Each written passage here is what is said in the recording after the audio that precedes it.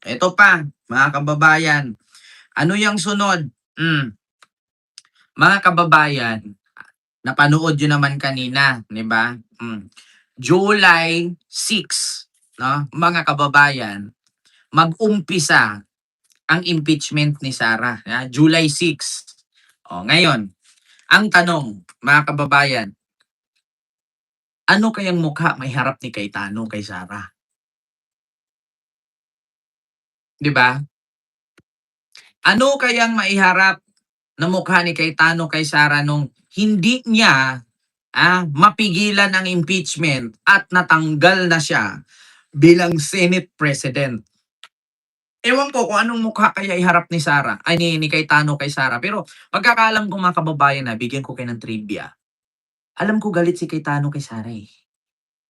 Kasi sa mga hindi nakakaalam, si Sara Duterte po, 'no, ang nagpapakudita noong House Speaker si Cayetano at pinalitan ni Alan Lord Velasco. Alala niyo 'yon, mga kababayan? Kaya nga gustong-gusto ni Cayetano maging Senate President, eh. Bakit? Kapag na-impeach si Sara, siya ang papalit. Totoo 'yan. Totoo 'yan, mga kababayan. Kaya nga sabi ko nga sa inyo, sa politiko huwag kang magtiwala. Bakit? Sometimes, kausap mo ngayon, bukas kalaban mo na. Sa mga hindi nakakaalam, yun pong kudita ni Cayetano sa Kongreso, si Sara po ang nasa likod nun. Gusto niyo malaman? Ito, mga kababayan. Kudita ni Cayetano. Kudita ni Cayetano sa Kongreso. Si Sara ang nasa likod. Totoo 'yan, mga kababayan. Ito, Cayetano may babala sa mga nasa likod ng, tangkang kudita. Ito, pakinggan niyo. Davao City Representative Isidro Ungab, Hmm, chairman ng Committee on Appropriations. hmm, Ang liwanag ni Speaker natanggal si Ungab dahil hindi sila magkasundo sa trabaho. hmm. Reason sa pagtanggal ni Chairman Sid is simple lang. Untenable working relationship. Mm. Na tao, kaya lang nga, yung working relationship hindi na productive. Nakadagdag din daw sa dahilan kung bakit natanggal si Ungab ang isang memo ng DTM na naghihigpit sa paglabas ng pondo para sa mga proyekto ng mga kongresista. Not directly, but it goes into the working relationship. Hindi siya naging term team player. So I don't know directly or indirectly. If this Kaya sa mga hindi nakakaalam, mga kababayan, 'no?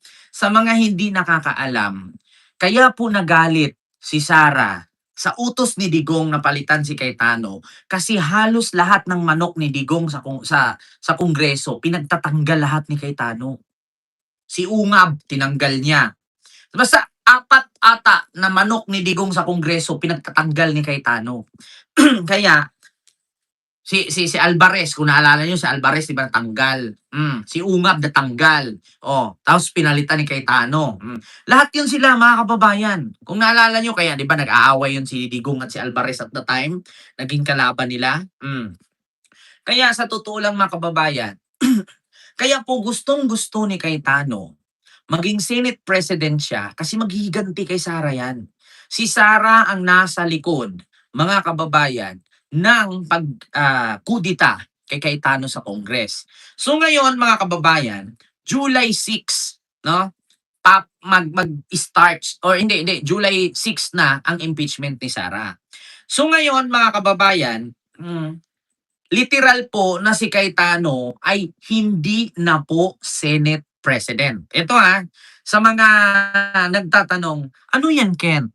Paano ba yan? So, sino ba talaga ang Senate President? Ito po yung literal, ipapanood ko sa inyo, mga kababayan. Ang totoo pong Senate President ay si Gatchalian.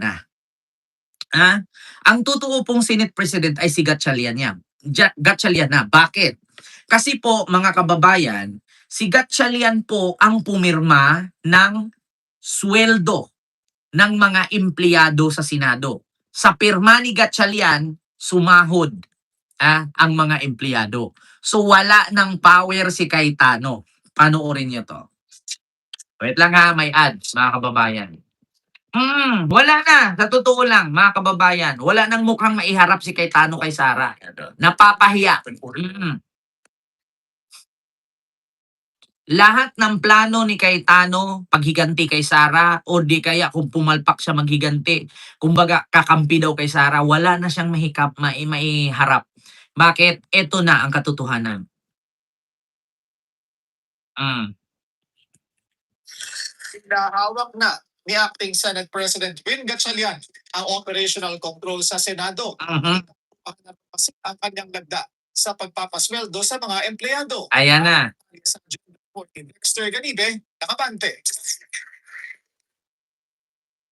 Another win for Win Gatchalian tungo sa pagiging lehitimo ng hakbang ng 12 senador sa bagong mayorya Mm. laban sa patuloy na paggigiit ni Senador Alan Peter Cayetano bilang pinuno ng Senado. Sabi ni Gatchalian, susweldo na ang mga empleyado ng Senado sa Biyernes matapos ilipat sa kanya ng Land Bank of the Philippines ang pagpirma ng payroll ng Senado. Mm. Ano raw niya ang automatic debit arrangement ng Senado sa Land Bank para sa mga gastos ng Senado. Ayan. Sweldo, inaasahan na rin mai-release ang efficiency at transportation incentives ng mga empleyado ng Senado. Tama. Bid dahil sa national contract. Maging ang pag-release ng MOOE ng mga senador ay aprobado na ni Gatchalian. Nako. Opisina. Mhm. Ang ginawaan niya ngayon na kinikilala na siya para magtimon sa Senado. I think that is for me, a clear evidence na meron tayong operational control ng Senado. Sa kabila nito, tuloy pa rin ang pagigit ng kabilang kampo. Inanunsyo ni Senador Dante Marcoleta na kansilado na muna ang nakatakda sanang pagdinig ng kanyang subcommittee on flood control scandal. Talagang kansilado kasi wala ka ng power, tanga. Pagpilitan mo pa rin na ikaw yung blue ribbon na member. Wala na, Marcoleta, wag magpapakapal ng mukha. Oo, pagpapakapal ka na lang ng buhok. Yeah. Kaya ngayon, wala na. Cancel na muna. Bakit? Papahiya siya eh. Magpapatawag-tawag siya ng hearing dyan. Eh, dadamputin siya at kulong siya dyan. Oh. So sa madaling salita, mga kababayan, no, si Sherwin Gatchalian na po ang totoong Senate President. Di ba? Kaya nga sabi ko sa inyo mga kababayan, wala na. Hawak na ni Gatchalian ang beat. Si Marcoleta, wag na. Magpakapal ka na ng buhok. Wag na ng mukha. Ngayong Huwebes, hindi dahil sa pagkilala sa bagong liderato, bilang konsiderasyon daw sa relief efforts kasunod ng malakas na lindol sa Mindanao. Okay, may... Pa naman daw sana nila ang kahagdagang 14 pang Maleta Boys. Yes. Sabi ni Gatchalian, si Senator Erwin Tulfo lang ang maaaring Ihaharap daw nila. May panibago daw sila mga kababayan. Bukod sa 18, may 7 pa. Tapos may 14 pa. Ano ba yun? 4 tas 7. Ano ba yun? Hindi ko maintindihan. Magdagdag na naman sila ng kasinungalingan. Magdagdag na naman sila ng bagong karakter. Alam niyo sa totoo lang mga kababayan, parang alam niyo itong hawak-hawak ni Marcoleta na 18 Marines, ginaya nila yung ang probinsyano ni Coco Martin. Napakadaming episode. Oo, napakadaming karakter. Kung sino-sino na lang yung karakter na dadating. Magugulat ka na lang may pasabog. Ibang karakter pero pangit. Di ba? Parang batang-batang Quiapo. Ngayon, susulpot, nandun si Kuan, nandun si Robin. Sunod episode, pag namatay si Robin, lalabas na naman, nandun na naman si Richard Gutierrez. Pag namatay si Richard Gutierrez, nandun na naman, lalabas na naman si Lito Lapid. Pag namatay si Lito Lapid, nandun na naman si Munsor. Lalabas na naman doon kung sino-sinong mga laos na artista. Kaya itong style ni Marcoleta, lumabas 7.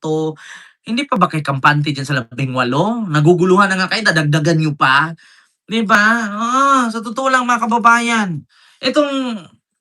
Naku, ang sarap ninyo pagbabatukan. Okay, mga DDS talaga kayo. Oo, butit hindi ako buntis. Kasi kung buntis ako paglabas, kamukha ni Digong yung anak ko. Bakit? Kasi DDS eh. Malilihian ako ng DDS. Na totoo lang, kung buntis ako ngayon. Buti lang hindi ako buntis.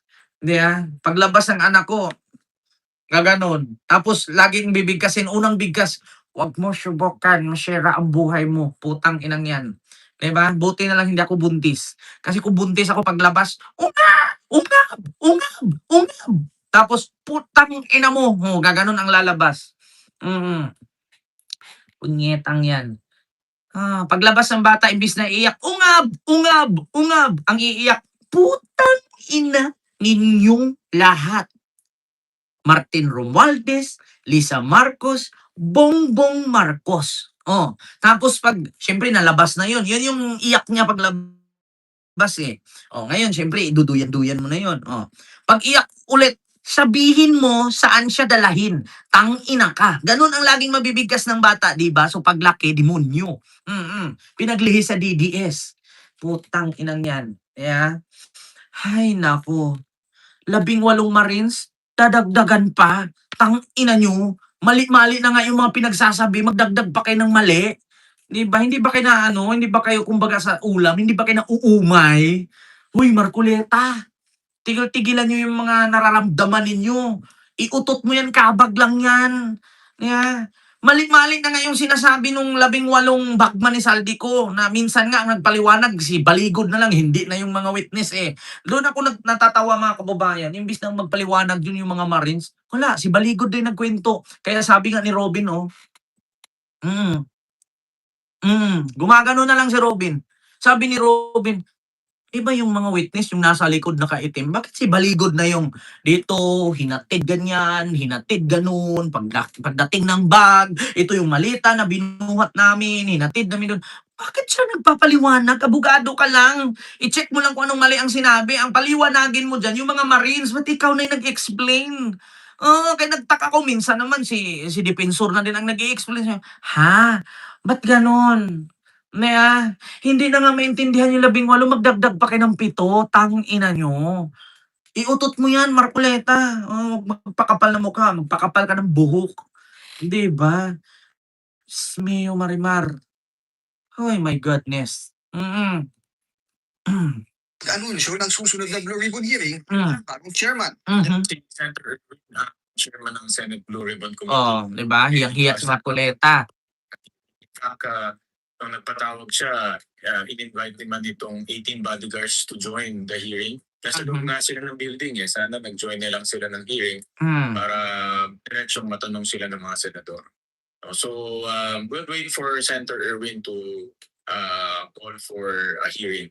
Sabi pa ni Gatchalian, sumagot na ang Senate Secretary ni Senator Cayetano na si Atty. Jose Luis Montales para sa pag-turnover ng mga dokumento kay Atty. Renato Bantog Jr. na siyang naihala na Senate Secretary ng bagong Senate Majority.